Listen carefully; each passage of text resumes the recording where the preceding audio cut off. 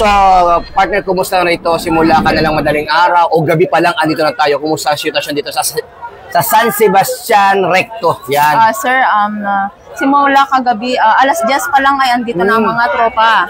So, iba't ibang distrito sa region, ano? Mula Police Regional Office 1 hanggang Pro 5, andito na.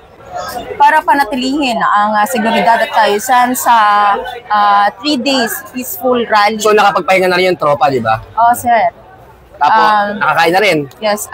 Sa ngayon, naka-standby sila para... Sa simula pa kagabi, anong oras? Alas 10 po yata, alas 7 pa lang, nakaporma na yung tropa. Kumusta po ang sitwasyon nyo dito sa Maynila at iba't ibang lugar pinuestuhan ng ating tropa mula sa RMB, sir? At siyempre kasama din ibang mga distrito at ibang region, sir. Opo. Sa ngayon ay handa-handa naman po ang tropa natin at matagal naman po na pagplanuhan, physically, emotionally, at ready po sila. So, sir, yung pagpapahinga ng tropa, sir, paano po yung kalahati? Nagpapahinga, kaya natutulog para, sir? Ayun po, syempre po, para po maka-gain po rin ng lakas, kailangan po nila yan. Lahat po tayo, syempre, napapagod din. So, kailangan natin sila shifting ng scheduling yung nila, ang pagtayo. Kasi so far, sa ngayon, tahimik naman. So, kailangan natin pagpahinga ng mga tao natin. So, ito po yung mahaba 3 days po ito So, kailangan natin magpahinga din. So, sir, baka meron kang payo sa ating mga kababayan na sa ganoon ay maging mapayapa itong 3 araw na peaceful rally ng Iglesia ni Cristo. Sa akin naman po, sa ating mga kapatid, kailangan nating maging maingat. At syempre, mahinahon, sir, di ba? Kailangan nating maging mahinahon. Kailangan natin maging responsable sa bawat aksyon natin. At ang mali nating aksyon ay magdudulot ng hindi rin maganda. So, mga kapatid, sundan lang po natin. Yung naayos lang, naayon sa batas. Doon tulong. Karapatan nyo po yan.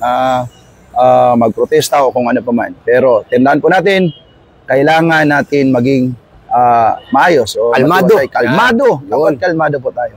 So, ano man yung mga hinaing natin, maging kalmado palagi. Nandito po ang kapulisan, lalo ng pwersa ng Regional Mobile Force Battalions, pamumuno po ng aming buting Force Commander, Police Colonel Celso Mansibang Rodriguez, at of course, sa ating Regional Director, ang ama ng NCRPO, walang iba, si Police Major General Abirin. Nandito po ang RMP, nandito po ang pwersa ng NCRPO para magsilbi at i-maintain na ang katahimikan ng buong programa sa loob ng 3 araw.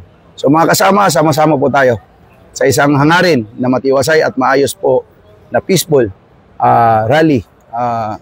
Yan po ang pinaka-mission natin dito. Mula po dito sa lungsod ng Maynila, Recto, ako po ang inyong Police News Network Correspondent, Police Chief Master Sergeant Mauricio Bonilla Ruiz. Patrol Woman Evelyn Tilumabi, alagad ng batas, tagataguyod ng balitang pulis. Police News Network, alagad ng batas, tagapagtaguyod ng balitang pulis, sandigan ng mamamayan, patnubay ng katotohanan.